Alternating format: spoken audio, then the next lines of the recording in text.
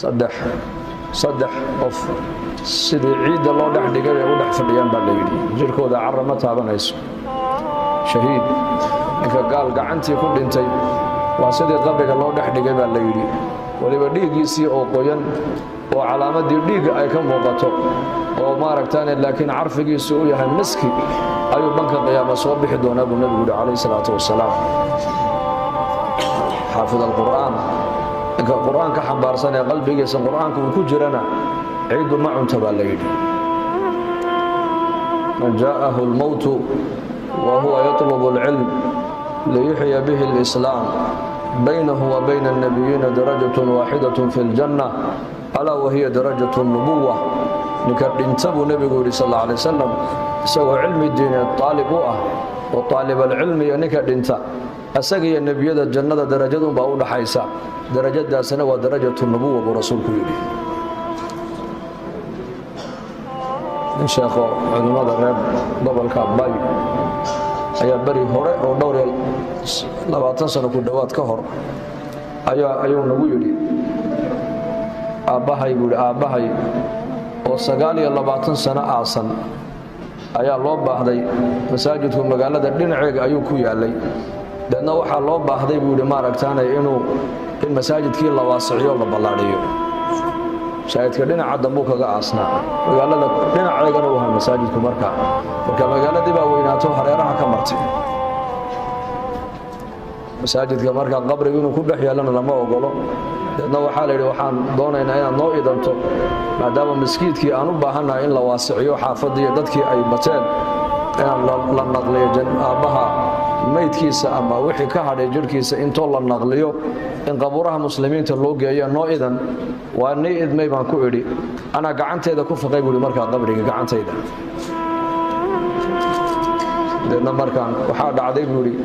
sidii maalintii aan ku dhignay waa 29 sano ka hor siduu ahaa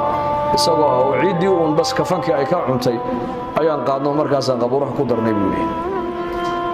laana aabbahay xaafidan likitaabi illaahi buu ahaa midkii kalaamka ilaahi caza wajalla xaafidsan oo qur-aanka xambaarsan buu ahaa buu yidhi marka alambiya calayhim assalaam washuhadaa waxamalat alqur'aan baa la yidhi saddexdaa qolo ciidda sidii loo dhex dhigay bay u yaallinoo ciiddu waxba kama cunto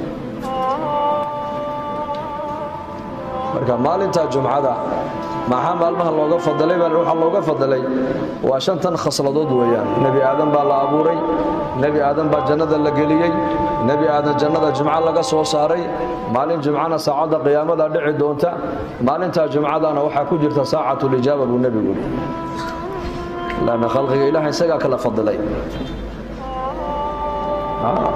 maalmihii baa la kala fadilay oo dhulkii baa la kala fadilay dhulkii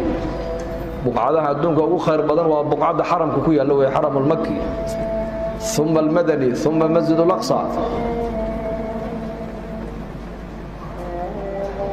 xaram almaki buqcadda xaramku ku yaallo ee xadul xaramka la yidhaahdo waa buqcadda adduunka ugu khayr badan bay culimmadu yidhahdaan salaada xaramka maka lagu tukadana waa 100,000 oo salaadood 100,000 oo salaadood ba lagu qoray ajarkooda 100,000 oo salaadood waa imsa sana ma taqaanaa waa 55 sannadood iyo 6 bilood iyo 20 habeen baa la yidhi hal salaad oo maka aad ku tukataa waa 55 sannadood iyo 6 bilood iyo 20 habeen qof salaad iyo cibaado ku jira ajarkii baa loo qorayaa sadaqada maka aad ku bixisaa waa intaa in leeg weeyaan soonka maka aad ku soontaa waa sidaas la mid weeyaan ama madiinatul munawwara xaram almadani isaguna xuduud buu leeyahay waa 1 salaadood isagu halka masjid al-aqsana uu yahay 500 salaadood lana hadana masaajidii ba khayrul biqaa oo dhulkan magaalada imka meesha ugu khayr badan waa masaajidka أحب البلاد إلى الله بنبي المساجد وأبغض البلاد إلى الله الأسواق النبي صلى الله عليه وسلم وكيلها دول كمالها ugu khayr badan ilaahay azza wa jalla agtiisa loogu jecel yahay inuu nabigu waa masaajida dul kameelaha loogu necab yahay inuu nabigu waa aswaaqda weeyaan buu yiri dulkii baa la kala fadilay oo maalmihii baa ilaahay kala fadilay oo bilihii baa ilaahay kala fadilo bisha bilaha ugu khayr badan waa bisha ramadaan weeyaan maalmaha ugu khayr badanna waa 10 dilxija weeyaan habeenada habeenka ugu khayr badanna buu nabigu quraanku sheegay waa laylatul qadri weeyaan bani aadankii balu kale bani aadankana waa la kala fadleeyaka انظر كيف فضلنا بعضهم على بعض بايلهيني والله كلا سريسي بني آدمك فضل الله عز وجل بعضهم على بعض فضل الله الغني على الفقير المسلم على الكافر كمسلم كأيو كفل بدنيا قالك كفل بدنيا هي غني أيو كفل بدنيا هي فقيرك كفل بدنيا هي كعافمات قلسية أيو كفل بدنيا هي كحنوصم كفل بدنيا هي والله كلا سريسي بني آدمك إن النبي وكي صحابة كوري ذلك فضل الله يؤتيه من يشاء فقراء المهاجرين وأمرك المدينة أسوه هجرودين أي دبات المدينة كلها أنت حنون يا جاجو يا درلان يا هويلان أي فقراء المهاجرين أنت إسسوء الرسلين بالنبي ويمادين عليه الصلاة والسلام لأن مركب النبي كل هذا ذهب أهل الدثور بالدرجات العلى والنعيم المقيم markaabay yiraahdeen nabi allah nimankii muuminiinta ahaa ee malqabeenadii jannada darajaadkeegii sarsare iyo naciimkeegii muqiimka ahaa iyaka ayaa la tago nooga fadli batay markaabuu nabigu sidee ku dhacday niga fadli batay nin sheega waxay yiraahdeen yusalluuna kama nusalli wa yasuumuuna kama nasuum wa yatasaddaquna wala natasaddaqu wa ya'tiquna wala na'tiqu wa yahujjuna wala nahujju waxay yiraahdeen nabi allah xaga salaada waan ka simanahay oo salaadina ma dheero maalqabeenadu xaga soonka waan ka simanahay oo soonkana maalqabeenadu nama dheero laakiin waxayna dheeraanayaan waxa weeyaan jihaadkii bayna dheeraanayaan laana jihaadka dhaqaalaha ayaa lagu baxaa xajkii bayna dheeraanayaan xajka dhaqaale ayaa ku baxa cidqu raqaba adoomaha in la soo gado oo dib loo xoreeyana dheeraadeeno deanako adoon lacag ku soo gadano dib ugu xoreeyna ma haysano cimradii bayna dheer yihiino dada cimradii bay ku tagayaan zakadii sadaqadii bay bixinayaan anaguna zakadii sadaqadii waxaan ku bixayno ma haysano yiraahdeen markaa nabigu sallallahu alayhi wasallam waa kii ku yiri afala uallimukum shay'an tasbiquna bihi man ba'dakum tasbiquna bihi man sabaqakum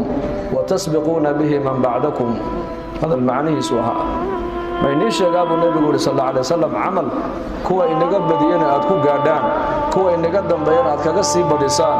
uusan qiyaamahana aysan dhici karin qof inaga fadli badan inuu yimaado ilaa mid sameeyo taadinkuna aad sameeysan oo kala mooyaan markaasay saxaabadu yiraahdeen ha noo sheeg waxa uu nabigu alayhi salaatu wasalaam salaada markaad ka baxdaan buu nabigu yiri 3 jeer baad oranaysaan subhanallah 3 jeerna waxaad oranaysaan alxamdulillah 3 jeerna waxaad oranaysaan allahu akbar